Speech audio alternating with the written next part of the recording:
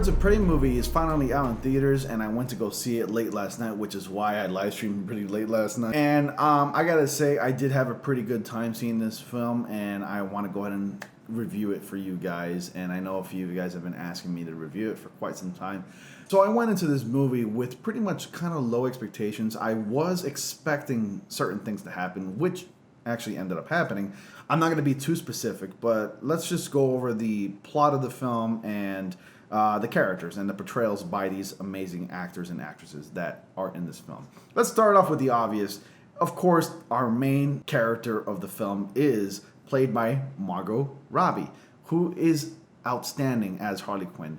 She seems to be having a great time performing as Harley Quinn, and she is pretty much amazing in the role. She pretty much nailed it down. I can't imagine anybody else playing Harley Quinn. She essentially owns this role. She knows how to act like her, talk like Harley Quinn, and even move and fight like Harley Quinn in the comics.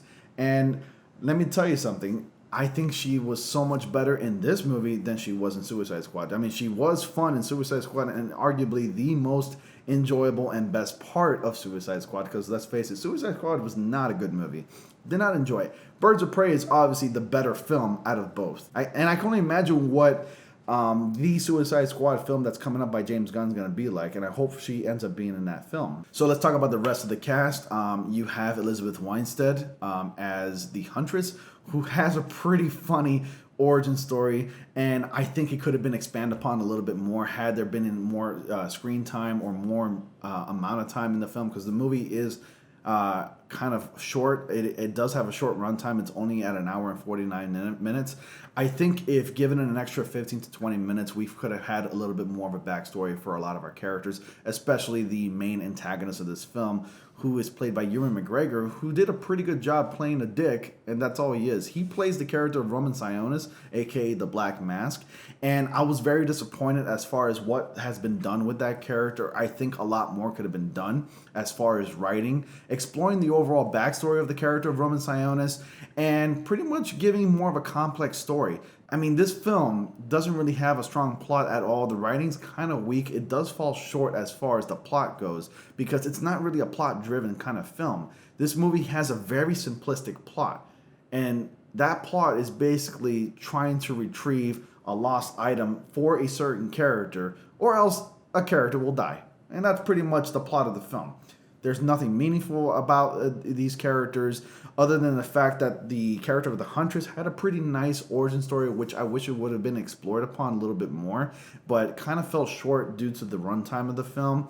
And as far as the action set pieces and the way that the action pieces were shot, I think they did great in that aspect. I mean, Take, for example, the action sequences. The color palettes that they decided to use in this film were shot beautifully. This movie is a very good-looking film. Don't get me wrong.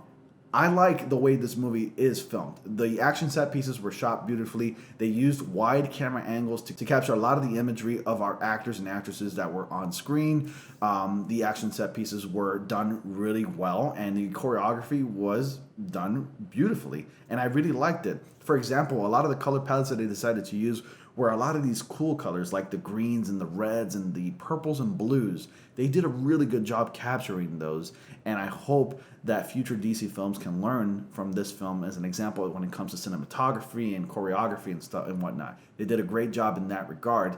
I'm going to give that an A+ as far as that goes. But where this movie falls short is, again, our main antagonist of the film.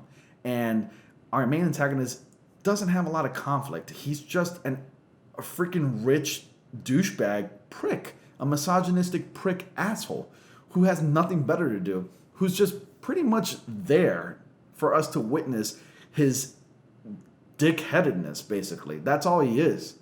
He runs a club, he owns a lot of the streets in Gotham, and, you know, the main plot is that Harley Quinn has to find a certain person, a child, and retrieve a lost item for Roman Sionis, and that's it. That's pretty much it. You know how many movies have that basic simplistic plot? That's where I was pretty much disappointed. This movie is pretty good, and it's okay to watch, and it's not the kind of movie that I would want to watch again, but if you were to throw it on, yeah, it's a very entertaining film in that regard. If you like to see people getting their shit kicked in, yeah, by all means, throw it on. It's a pretty good time, and I think Warner Brothers and DC is heading in the right direction as far as making their films more entertaining and more appealing to the audience, because you throw in a simplistic plot, everybody's going to get entertained. I mean, people love simple stuff. But when you have weak writing and a weak plot in the film, you know, it kind of like doesn't engross you. It doesn't engross you in the film. You don't care about these characters. You know, other movies do a great job about making us care about, you know, the villains of the films. Like, for instance, The Joker that recently came out. That movie was great. Yes, it was centered around an antagonist, but we kind of felt for the character. And that's why Joaquin Phoenix won an Oscar for that role, because of the way he portrayed the character of the Joker and what he's been through. We witnessed all of that, and it made us feel for him. His actions weren't justified, however, but we do understand where he's coming from. For these films, it's just an entertaining beat 'em up kind of film, and that's pretty much it. Not a lot of impactful meaning to the story. The plot was weak, the writing wasn't all that great. However, the performances were entertaining and fun to watch, and that's pretty much all I got out of this movie. It is a good looking film, it is entertaining and fun to watch, but as far as plot, there's nothing that's driving the plot. It's just a simplistic plot, and that's pretty much it. It does have a short runtime, and I think it's perfect as far as the runtime goes, but had they used extra runtime, like let's say an extra 15 to 20 minutes to give more of a backstory to a few of the characters, I think it could have been an overall better film. And as far as backstory goes, I would have really loved to see the backstory of the Huntress be expanded upon in this, because that in itself could have been a very decent movie. I think the Huntress could have gotten a very good film, a spin-off film. You know, I think it would have succeeded, because the character of the Huntress, who's played by Elizabeth Weinstein, I love Elizabeth Weinstein, she's just amazing. She did have a pretty intense backstory, and the way she plays the character of the Huntress has like this comedic element to it, and you'll see what it is once you see this film. I don't really want to spoil anything, but like once you see the movie, you'll know what I'm talking about. She could have had a movie on her own. And as far as the movie title, Birds of Prey and the Fantabulous Emancipation of One Harley Quinn, longest title ever, this movie should have been called Harley Quinn and the Birds of Prey, because this is very much, once again, a Harley Quinn film. And Harley Quinn was focused more over than anybody else. So Birds of Prey and Fantabulous Emancipation of One Harley Quinn is a pretty good time. Not exactly very strong as far as the plot goes. Not a lot of meaningful elements to the movie. The antagonist was weak. The plot and the writing was kind of weak. However, the action pieces and the performances by all these characters were pretty strong and entertaining to watch.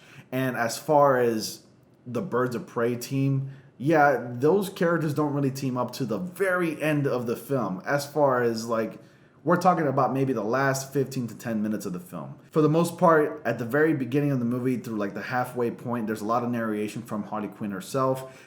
This movie is kind of self-aware. I mean, I was surprised to see that there was some meta and there was some fourth wall break from Harley Quinn. Kind of reminded me of Deadpool in a way, and I see where DC is going with it, but it wasn't exactly executed perfectly.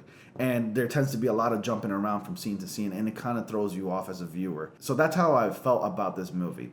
The tone was inconsistent, the plot was a little bit weak, there was nothing driving this plot, the writing was a little bit inconsistent as well. However, the action set pieces, the filming, the cinematography, the choreography, the acting from all these performers, from all these actors were really captured beautifully, and they were really done well.